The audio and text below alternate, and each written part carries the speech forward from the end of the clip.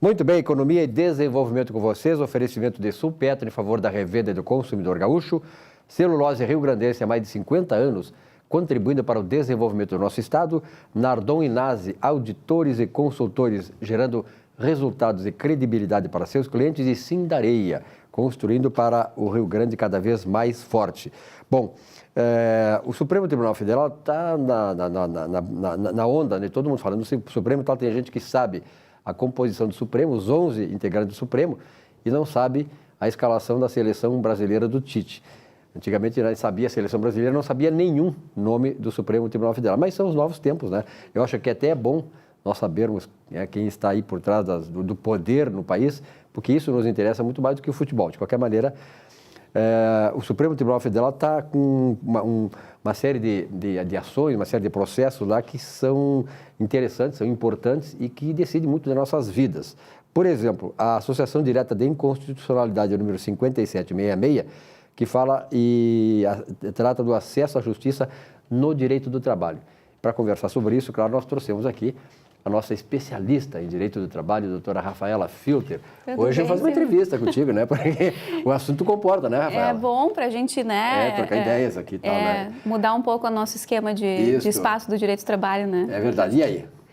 Então, Silvio, eu venho falando aqui a respeito das novas mudanças da legislação trabalhista, e uma delas, da qual eu já falei nos meus comentários, é com relação agora às custas que o empregado tem que pagar caso ele venha perder algum pedido que ele faça na ação dele, né?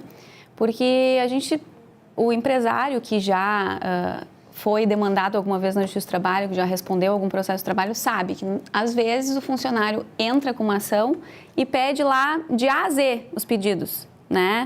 É uma série de pedidos, às vezes pedidos muitos por atacado, muitos até duvidosa procedência. Isso, né? Porque o que acontece, né, Silvio? Como toda a documentação do empregado está em posse da empresa, e isso é um dever legal da empresa de guardar esses documentos, então o empregado, quando ele sai da empresa, ele muitas vezes até por falta de orientação ou por orientação de um profissional que não estava no dia a dia dele da empresa, faz questionamentos para ele. Mas tu fazia hora extra, tinha insalubridade, trabalhava com algum agente químico, alguma coisa, e às vezes por dúvida se ele tem aquele direito ou não, e como ele não tem nenhum documento em posse dele, ele acabava pedindo tudo na ação, vários pedidos que ele achava que poderia ter direito. E ao longo da ação se discute se ele tem direito a todos ou apenas a 3 pedidos de 15 que ele requereu, né? E nada acontecia, simplesmente a ação, ela acabava sendo julgada naquela amplitude, mas acabava depois sendo restrito o direito dele só a alguns pedidos, né?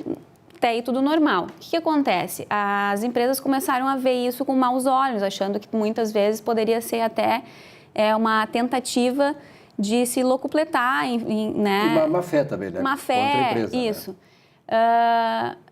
De outro lado, os empregados e os defensores de empregados argumentam que não é isso, que na verdade é por o funcionário desconhecer quais os direitos ele teria, e então isso vai ser discutido dentro do processo. Hoje, para demandar na justiça, você tem que ter cuidado sobre o que você vai pedir. Praticamente, a lei exige que você tenha quase uma certeza daquilo que você tem direito e que não foi pago.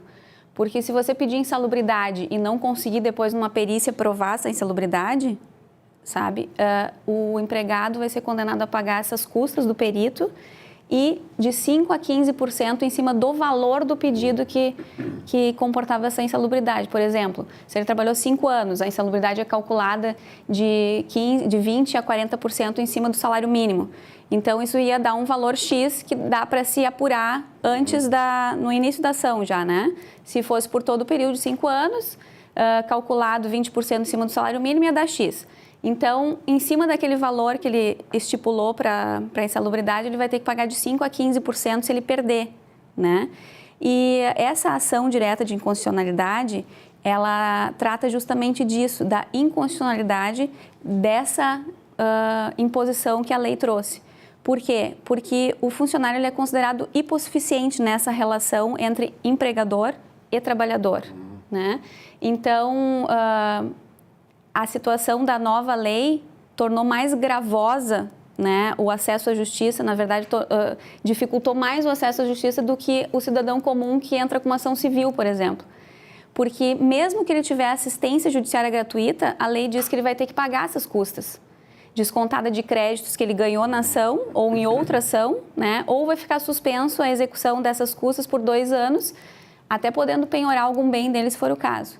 Então, nesse aspecto, a Constituição Federal diz que a assistência judiciária gratuita ela tem que ser integral. Se, uma vez que tu tens assistência judiciária gratuita, porque tu ganhas menos que o teto da Previdência, ela tem que ser integral. Se ela é integral, eu não posso cobrar custas do trabalhador, sob nenhum aspecto. Então, ontem iniciou esse julgamento no STF, foram proferidas as sustentações orais, porque, na verdade, entraram como amicus curiae nessa ação várias entidades da Associação dos Juízes, a ANAMATRA e tudo, que CUT, inclusive, né, os sindicatos, que estavam lá para proferir as suas sustentações orais em defesa de que essa norma imposta pela nova lei seja declarada inconstitucional, para que o trabalhador não tenha medo de ingressar. Agora de se clarear? Hoje o julgamento deve prosseguir, né? Não se sabe se vai ser concluído hoje.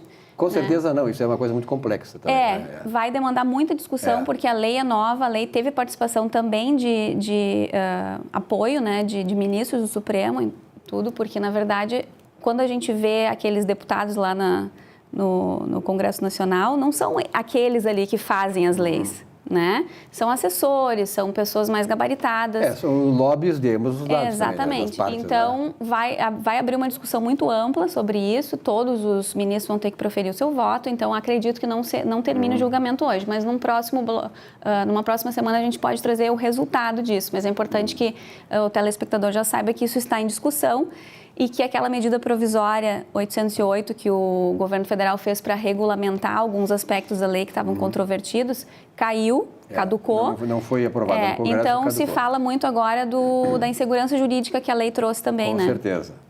Doutora Rafaela, então vamos esperar isso aí, né? E aqui você sabe que só aqui, com ela, que é especialista nisso, você tem o esclarecimento desses detalhes, assim, que são mínimos, complexos e tal, mas que clareia a situação para o empresário, para o empregador e para o trabalhador também, né? Só a dica é que tomemos cuidado, o empresário de qualquer porte, ao implementar a nova lei, por causa que, na verdade, existe essa insegurança jurídica de saber se algo vai mudar ou não. Então, certo. Vamos colocar o pé no freio. Vamos ficar nessa quarentena aí, esperando que as coisas se clareiem definitivamente e objetivamente, né, doutora? Isso. Obrigado, até a semana que vem. Obrigada, Silvio. Até lá, então. Rapidinho, já voltamos.